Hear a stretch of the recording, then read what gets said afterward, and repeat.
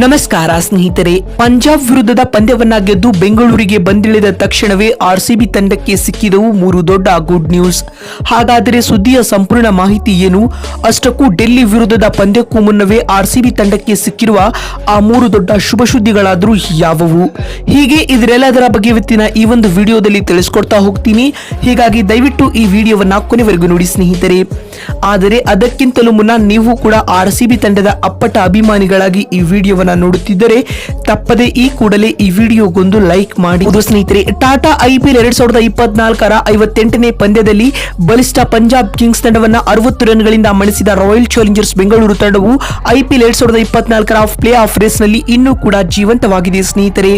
ಹೀಗಿರುವಾಗಲೇ ಇದೀಗ ಆರ್ಸಿಬಿ ತಂಡವು ತನ್ನ ಮುಂದಿನ ಪಂದ್ಯವನ್ನ ಅಂದ್ರೆ ಟೂರ್ನಿಯ 12ನೇ ಪಂದ್ಯವನ್ನ ಡೆಲ್ಲಿ ಕ್ಯಾಪಿಟಲ್ಸ್ ತಂಡದ ವಿರುದ್ಧ ಆಡಲಿದೆ. ಹೌದು ಸ್ನೇಹಿತರೆ, ಆರ್ಸಿಬಿ ಹಾಗೂ ಡೆಲ್ಲಿ ನಡುವಿನ ಈ ಪಂದ್ಯವು ಇದೇ ಮೇ 12ರಂದು ಅಂದ್ರೆ ಬರುವ ಭಾನುವಾರ ನಡೆಯಲಿದೆ ಸ್ನೇಹಿತರೆ. ಆರ್ಸಿಬಿ ಹಾಗೂ ಡೆಲ್ಲಿ ನಡುವಿನ ಈ ಪಂದ್ಯವು ನಮ್ಮ ಬೆಂಗಳೂರಿನ ಚಿನ್ನಸ್ವಾಮಿ ಅಂಗಳದಲ್ಲಿ ನಡೆಯಲಿದೆ.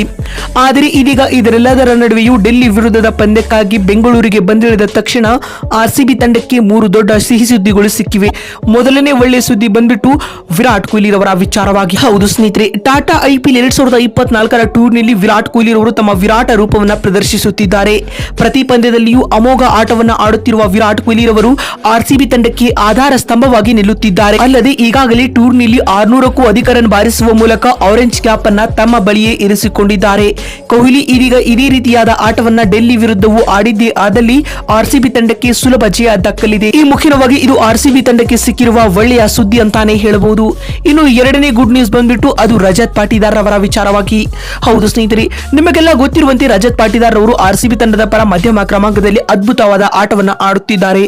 ಕಳೆದ 3 ಪಂದ್ಯಗಳಲ್ಲಿಯೂ 3ನೇ ಕ್ರಮಾಂಕದಲ್ಲಿ ಆಡುತ್ತಿರುವ ಇವರು ಕೇವಲ 20ರಿಂದ 25 ಎಸೆತಗಳನ್ನು ಎದುರಿಸಿ ಸ್ಫೋಟಕ ಅರ್ಧಶತಕವನ್ನ ಬಾರಿಸುವ ಮೂಲಕ ಸ್ಕೋರ್ ಅನ್ನ ಹೆಚ್ಚಿಸುತ್ತಿದ್ದಾರೆ. ಪಾಟಿದಾರ್ ಅವರ ಈ ಅದ್ಭುತ ಆಟವು ಆರ್ಸಿಬಿ ತಂಡಕ್ಕೆ ಆನೆ ಬಲ ತಂದು ಕೊಡುತ್ತಿದೆ ಸ್ನೇಹಿತರೆ. ಇದೀಗ ರಜತ್ ರವರು ಇದೇ ರೀತಿಯಾದ ಆಟವನ್ನ ಡೆಲ್ಲಿ ವಿರುದ್ಧವೂ ಆಡಿದ್ದಲ್ಲಿ ಆರ್ಸಿಬಿ ತಂಡವು ಪ್ಲೇ ಆಫ್ ನಲ್ಲಿ ಇನ್ನೂ ಕೂಡ ಜೀವಂತವಾಗಿರಲಿದೆ ಅಂತ ಹೇಳಬಹುದು. ಇದರೊಂದಿಗೆ ಪಾಟಿದಾರ್ ಅವರ ಈ ಅಮೋಘ ಫಾರ್ಮ್ ಆರ್ಸಿಬಿ ತಂಡಕ್ಕೆ ಗುಡ್ ನ್ಯೂಸ್ ಆಗಿದೆ ಅಂತ ಹೇಳಬಹುದು. ಇನ್ನು ಬೆಂಗಳೂರಿಗೆ ಬಂದಿಳಿದ ತಕ್ಷಣ ಆರ್ಸಿಬಿ ತಂಡಕ್ಕೆ ಸಿಕ್ಕಿರುವ 3ನೇ ಹಾಗೂ ಕೊನೆಯ ಗುಡ್ ನ್ಯೂಸ್ ಬಂದ್ಬಿಟ್ಟು ಅದು ಆರ್ಸಿಬಿ ತಂಡದ ಬೌಲಿಂಗ್ ವಿಚಾರವಾಗಿ.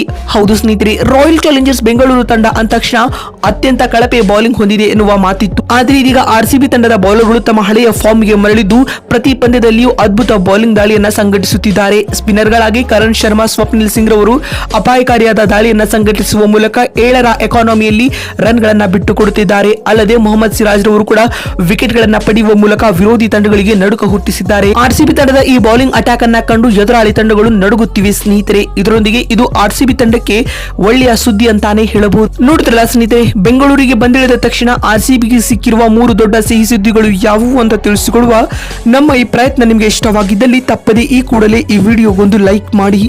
ವಿಡಿಯೋವನ್ನ ಇಲ್ಲಿವರೆಗೂ ನೋಡಿದ್ದಕ್ಕಾಗಿ ಧನ್ಯವಾದಗಳು. ಮತ್ತೊಂದು ವಿಡಿಯೋದಲ್ಲಿ ಸಿಗ್ತೀನಿ. ಅಲ್ಲಿವರೆಗೂ ನಮಸ್ಕಾರ.